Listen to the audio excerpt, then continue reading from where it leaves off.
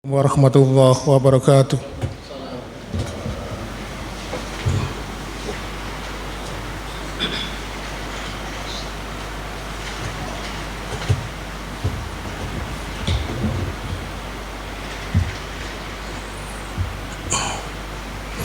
Innal hamdalillah nahmaduhu wa nasta'inuhu wa nastaghfiruh wa na'udzu billahi min shururi anfusina wa min sayyiati a'malina. May yahdihillahu fala mudilla lahu wa may yudlil fala hadiya lahu. Asyhadu an la ilaha illallah wahdahu la syarika lahu wa asyhadu anna Muhammadan abduhu wa rasuluhu alladzi la nabiyya ba'da. Allahumma salli wa sallim wa barik ala Muhammadin wa ala alihi wa ashabihi wa man tabi'ahum bi ihsanin ila yaumiddin. Fa ya ibadallah, usikum wa nafsi bitaqwallah faqad fazal muttaqun. Qala ta'ala fi kitabil karim, a'udzu billahi as-sami'il alim minas syaitonir rajim. Ya ayyuhalladzina amanu taqullaha haqqa tuqatih wa la tamutunna illa wa antum muslimun. Ma'asyiral muslimin wa zumratal mu'minin rahimakumullah. Senantiasa kita bersyukur kepada Allah yang telah melimpahkan berbagai macam nikmat-nikmat kepada kita sekalian, sehingga pada kesempatan di siang hari ini kita masih dipersuakan oleh Allah untuk melaksanakan salah satu kewajiban yang dibebankan kepada kita, yaitu salat Jumat secara berjamaah. Mudah-mudahan kelak nanti di akhirat Allah memberikan ridha atas apa yang kita tunaikan pada kesempatan di siang hari ini. Perlu kami sampaikan jamaah sekalian, pada kesempatan siang hari ini saya bertugas menggantikan khatib yang terjadwal. Secara mendadak beliau harus meninggalkan Mojokerto menuju ke kota Tasikmalaya di Jawa Barat. Sehingga pada kesempatan ini saya berkesempatan mengingatkan kepada kita semuanya, terutama kepada diri saya sendiri dan juga seluruh jamaah, agar senantiasa meningkatkan iman dan takwa kepada Allah. Kita tunjukkan kepada Allah bahwasannya kita adalah hamba-hamba yang dikehendaki mendapatkan hidayah dan petunjuk, karena sesungguhnya dengan ketakwaan itulah yang memberikan nilai positif di hadapan Allah Subhanahu wa taala, karena kita mempunyai reputasi dianggap sebagai hamba-hamba yang senantiasa melaksanakan segala perintah dan apa yang telah menjadi larangan dari Allah Subhanahu wa taala. Ma'asyiral muslimin wa zumratal mu'minin rahimakumullah. Seperti kita ketahui bersama, ketika kalau kita membaca Al-Qur'an, seringkali Allah Subhanahu wa taala menceritakan kejadian yang telah lampau, menceritakan tentang umat-umat terdahulu, dan tidak jarang juga Allah menceritakan ihwal apa saja tentang masa yang akan datang. Dan masa yang akan datang itu belum tentu atau belum kita mengalaminya. Oleh karena itu, ma'asyiral muslimin, ketika Allah Subhanahu wa taala menceritakan tentang perjalanan hidup manusia yang sekarang statusnya hidup, entah kapan nanti dia mati, lalu kemudian berpindah ke alam-alam berikutnya sampai alam akhirat, Allah ceritakan di dalam Al-Qur'an. Dan tentunya itu belum terjadi, tetapi pasti akan terjadi. Hal ini menunjukkan bahwa Allah ingin membangkitkan imajinasi kita, dan ternyata kita sebagai hamba Allah yang merupakan ciptaan Allah, kita juga diberikan kemampuan oleh Allah, kemampuan berpikir, kemampuan mengkhayal, juga kemampuan untuk berimajinasi. Maka gunakanlah imajinasi ini seperti yang Allah dan Rasul yang diminta oleh kita. Ma'asyiral muslimin wa zumratal mu'minin rahimakumullah. Berbicara tentang imajinasi, seperti kita ketahui, sekarang ini sudah hampir di seluruh kehidupan kita, kita mengenal adanya listrik. Seperti diketahui, ma'asyiral muslimin, munculnya teknologi listrik ini awalnya juga dari imajinasi. Salah seorang ilmuwan di era tahun sebelum 1900 bernama James Watt, ketika dia mendidihkan air dalam sebuah teko, atau kalau orang Jawa mengatakan ceret, Kemudian di ujungnya itu, di ujung teko itu, di ujung moncongnya muncul uap dari air yang mendidih itu.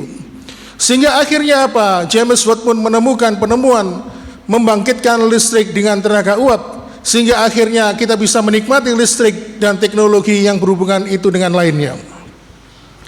Ma'asyiral muslimin, kemarin ketika wabah COVID-19, kita jadi lebih mengerti tentang imunisasi atau vaksinasi. Dan ternyata ini juga awalnya dari imajinasi seorang dokter yang juga ilmuwan bernama Louis Pasteur. Ketika ingin meningkatkan daya tahan tubuh manusia, dia membayangkan seandainya dirinya adalah kuman yang menginvasi tubuh manusia. Sehingga akhirnya Louis Pasteur membuat teori, apabila kuman itu dilemahkan dan dimasukkan ke dalam tubuh manusia, maka terjadi proses imun, sehingga akhirnya terjadi imunisasi atau seseorang itu mengalami kekebalan dalam sebuah penyakit tertentu. Sehingga akhirnya program imunisasi ini pun mulai digalakkan, sehingga ada beberapa penyakit-penyakit tertentu yang mampu dicegah dengan imunisasi. Ma'asyiral muslimin, sering kita melihat pesawat terbang misalnya yang sering seliwar-seliwar di atas kita. Ternyata itu juga hasil dari sebuah imajinasi dari Wright bersaudara. Ketika Wright bersaudara ini mengamati seekor burung terbang di atas kepalanya, lalu dia juga membayangkan bagaimana dirinya bisa terbang. Awalnya dia menjatuhkan dirinya dari tempat yang tinggi, lalu dengan mengepakkan sayap, akhirnya berkembang menjadi sebuah teknologi pesawat terbang. Inilah ma'asyiral muslimin, imajinasi. Dan tentunya Allah juga ingin kita menggunakan imajinasi yang kita miliki. Tetapi sayang, imajinasi yang kita miliki ini lebih banyak hanya untuk urusan dunia, hanya untuk mengumbar kesenangan. Sering kita ini membayangkan, mengimajinasikan diri kita, bagaimana seandainya saya ini menikahi seorang wanita cantik pujaan hatiku, bagaimana seandainya aku ini menjadi orang kaya, mempunyai harta yang melimpah. Atau mungkin sering kita mengimajinasikan diri kita mempunyai kekuasaan, kita menjadi seorang pejabat yang dapat mengatur kebijakan.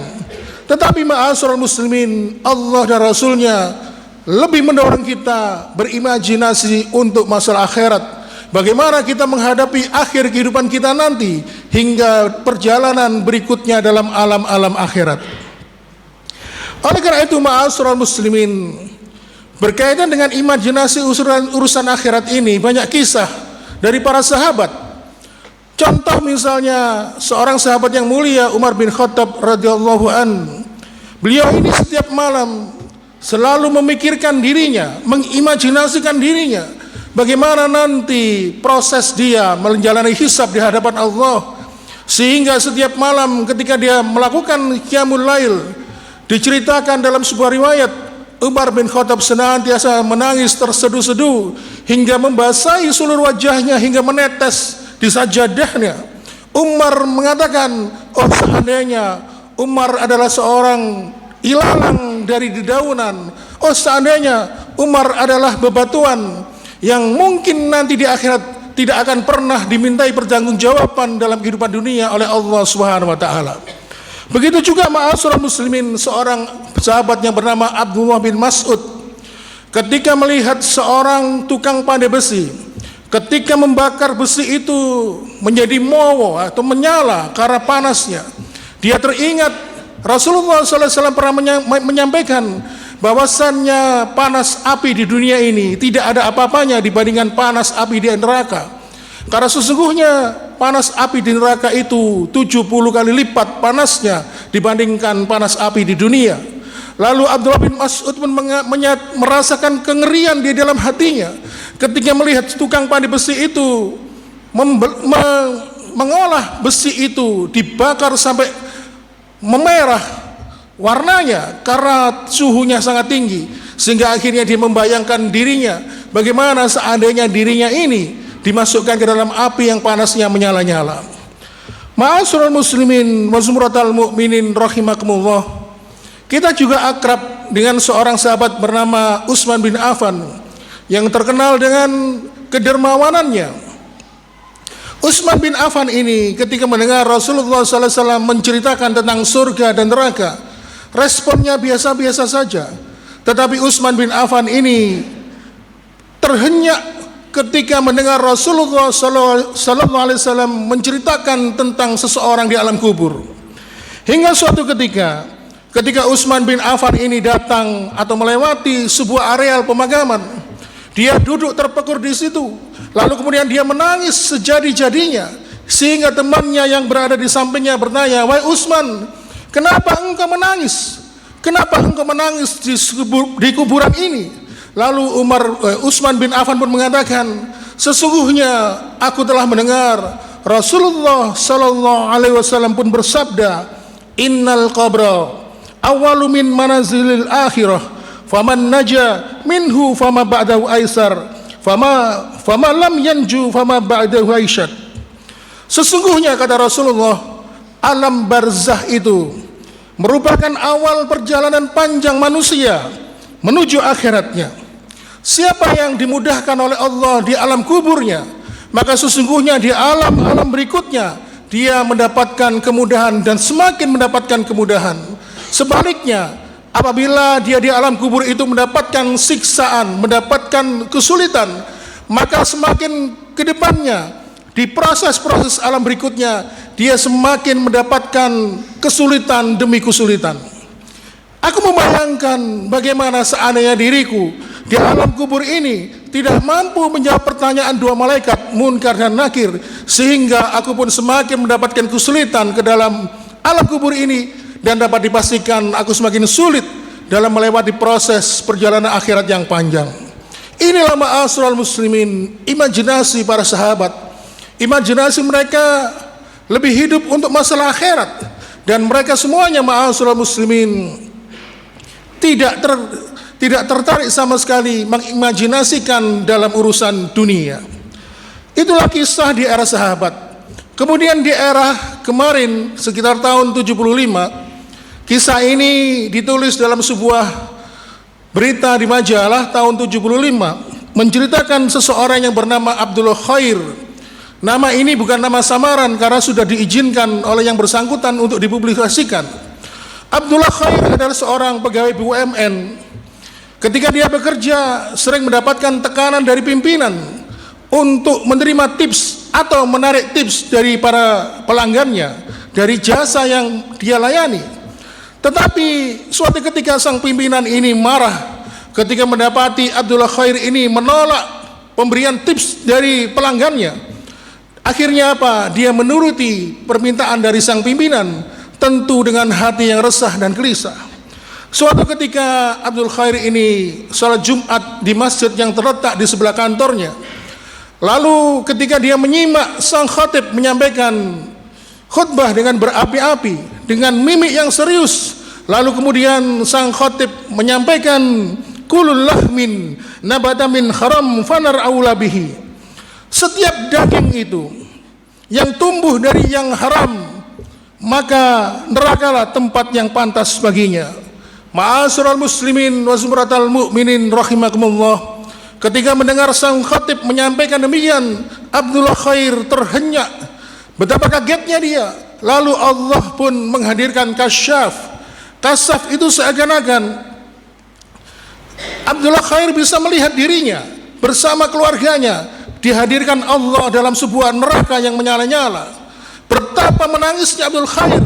Lalu anaknya, istrinya mengatakan, "Wahai ayah, harta apa yang kau berikan kepada kami sehingga kami semuanya dimasukkan oleh Allah ke dalam neraka?" Seluruh anaknya, istrinya protes karena mereka tidak ikut bekerja, tetapi karena Abdul Khair mendapatkan harta yang haram sehingga akhirnya seluruh keluarganya ikut masuk ke dalam neraka. Allah hadirkan imajinasi itu ma'asyiral muslimin di dalam pikiran Abdul Khair, sehingga akhirnya badannya berguncang, dia menangis sejadi-jadinya, sehingga akhirnya setelah khutbah selesai dia didatangi oleh sang khatib. Lalu sang khatib pun bertanya, "Kenapa?" Lalu Abdul Khair pun menceritakan seluruhnya bahwa tentang pekerjaan dan sebagainya. Lalu sang khatib pun dengan lembut memberikan nasihat bahwa sesungguhnya barang siapa yang meninggalkan sesuatu yang haram karena Allah, maka sesungguhnya pasti Allah akan merubah atau menggantinya dengan sesuatu yang lebih baik. Dan kisah ini, ma'asyiral muslimin, dikisahkan kejadian itu di tahun 75, dan ketika di tahun 80 atau 80 lebih, Abdul Khair pun mempunyai usaha baru, yaitu usaha perkapalan, semakin berkembang sehingga akhirnya dia sering dapat menunaikan ibadah haji di tanah suci. Inilah ma'asyiral muslimin, imajinasi itu memang dihadirkan oleh Allah, dan kita sebagai hamba Allah memang diberikan imajinasi oleh Allah Subhanahu wa taala.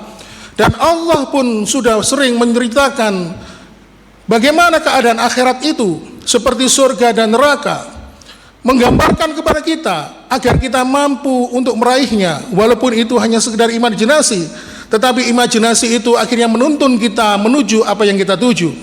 Sebagai contoh, ketika Allah Subhanahu wa taala berfirman di surat 61 surat As-Saff, tajri min tahdiyal anhar wa masakina thayyibatan fi jannatin adn, yaitu surga yang mengalir sungai-sungai di bawahnya.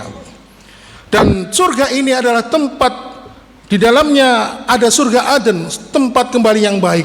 Dalam sebuah riwayat disebutkan sungai itu adalah sungai khamr, ada sungai susu, ada sungai dari madu, ada sungai-sungai dari yang lainnya. Tetapi sebaliknya Allah juga menggambarkan tentang kehidupan neraka. Sebagai contoh, ketika Allah berfirman di surat An-Nisa ayat 56, innal ladzina kafaru bi ayatina sawfa nuslihim naro kullama najidat juluduhum badalnahum juludan khairah liyadzuqul azab.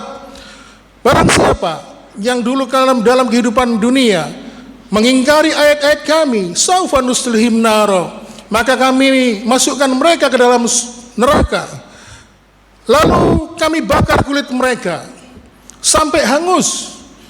Setelah hangus dikembalikan lagi oleh Allah, lalu disiksa lagi sampai hangus, liyadzuqul azab, agar mereka senantiasa merasakan siksaan kami.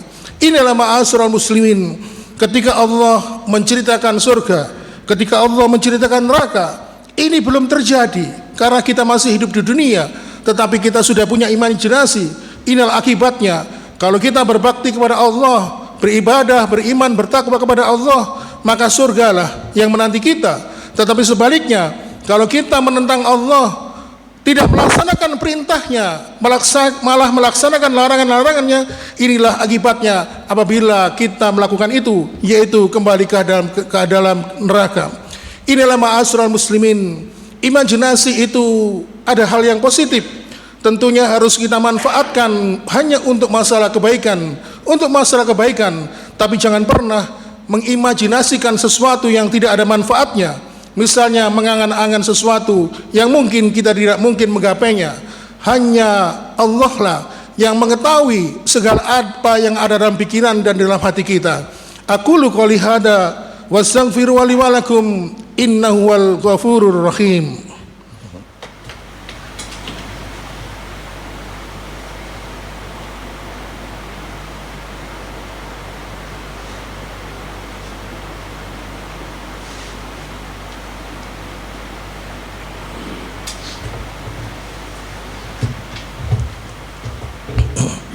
Alhamdulillah hamdan katsiran thayyiban mubarakan fih kama yuhibbu rabbuna wa yarda.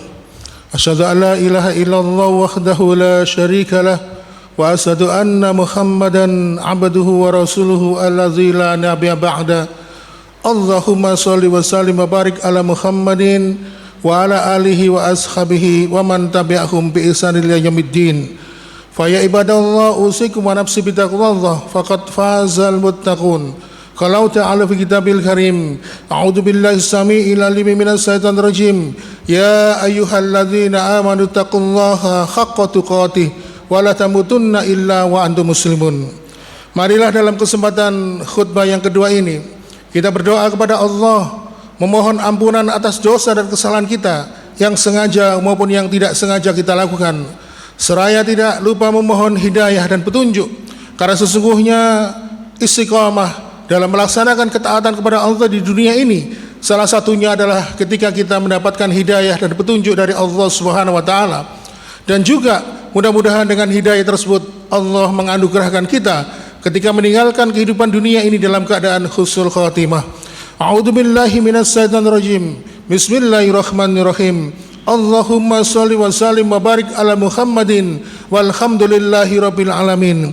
Allahumma ighfir lil muslimina wal muslimat wal mu'minina wal mu'minat al ahya minhum wal amwat innaka sami'un qaribun mujibun da'wat. Allahumma ighfirli wa liwalidayya warhamhuma kama rabbayani shaghira.